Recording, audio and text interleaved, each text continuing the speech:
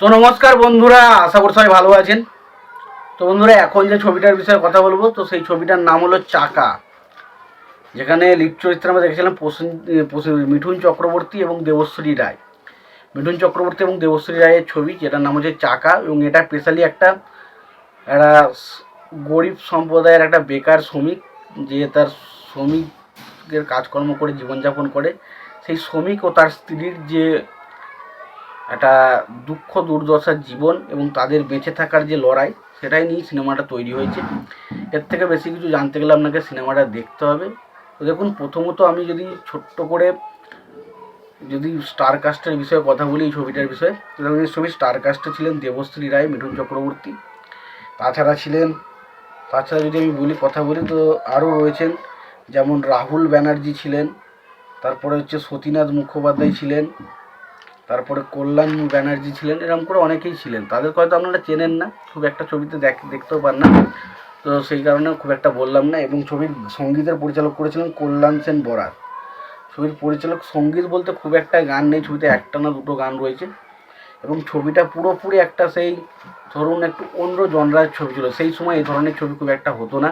তো এই ছবিটার নাম ছিল চাকা। এবং এই ছবিতে আমরা গল্পটা যদি দেখি, তো মিঠুন চক্রবর্তী, তার নাম হচ্ছে মানিক, এবং সে, আর এখানে যে আমরা দেবশ্রী ক্যারেক্টার, তার নাম হচ্ছে ঝুমুর।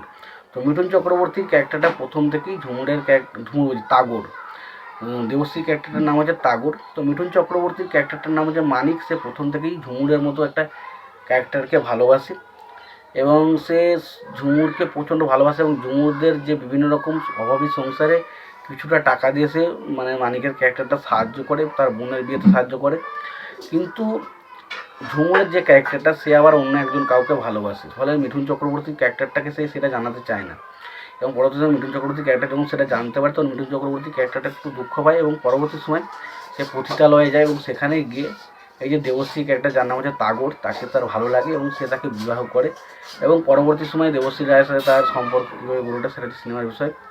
এবার পরবর্তী সময় আমরা দেখতে পাই যে 17 বছর পর মিঠুন চক্রবর্তী যখন লকডাউন পড়ে, সেই সময় মিঠুন চক্রবর্তী মোটামুটি কলকারখানা থেকে তার কাজ চলে যায়, এবং তার শরীরে বিভিন্ন রকম রোগের প্রভাব দেখা যায়, যেখানে যক্ষা রোগে সে উদ্বুদ্ধ হয়। এবং সেই সময় তার যে স্ত্রী, দেবশ্রী রায় ক্যারেক্টারটা প্লে করছে, সে বিভিন্ন মানুষের বাড়িতে কাজ করে, এবং সেখান থেকে সে তার সংসার চালায়। তার একটা ছেলে রয়েছে এবং তার একটা মেয়েও রয়েছে। এবং আমরা যদি দেখি যে সেই সময় মিঠুন চক্রবর্তীর ক্যারেক্টারটা এমন একটা পরিস্থিতি, তাকে একটা হুইল চেয়ারের প্রয়োজন হয়। এবং সেই সময় দেবশ্রী রায় যার বাড়িতে কাজ করে, তো সেই দেবশ্রী রায়, সে তার ধরুন দেবশ্রী রায় যে যাদের বাড়িতে কাজ করে, সে তাকে একটা হুইল চেয়ারের দাম জিজ্ঞেস করলে সে তাকে ফ্রিতেই একটা হুইল চেয়ার দিয়ে দেয়।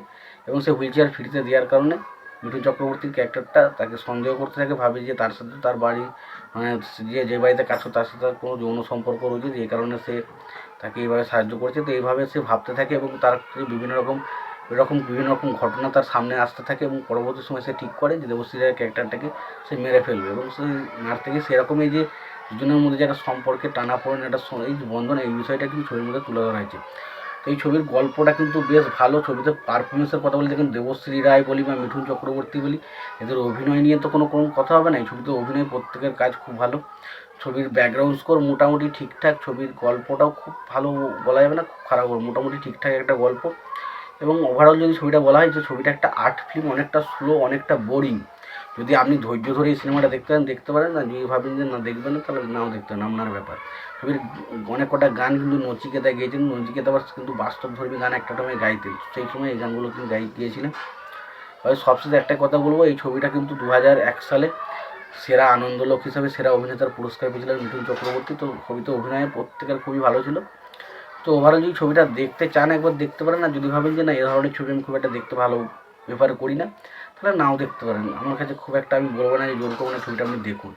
তো এই ছিল মোটামুটি এই চাকা ছবিটার রিভিউ। তো তোমাদের এই বিষয়টা নিয়ে কি মতামত তোমরা জানিও। তোমাদের যদি ভিডিওটি ভালো লেগে থাকে, লাইক কমেন্ট শেয়ার করে দিও। চ্যানেলটা নতুন হয়ে থাকলে অবশ্যই তোমরা চ্যানেলটা সাবস্ক্রাইব করে নিয়ে পাশে বেল আইকনটা অবশ্যই প্রেস করে দিও। ভালো থেকো, সুস্থ থেকো, দেখাচ্ছ পরে ভিডিওতে।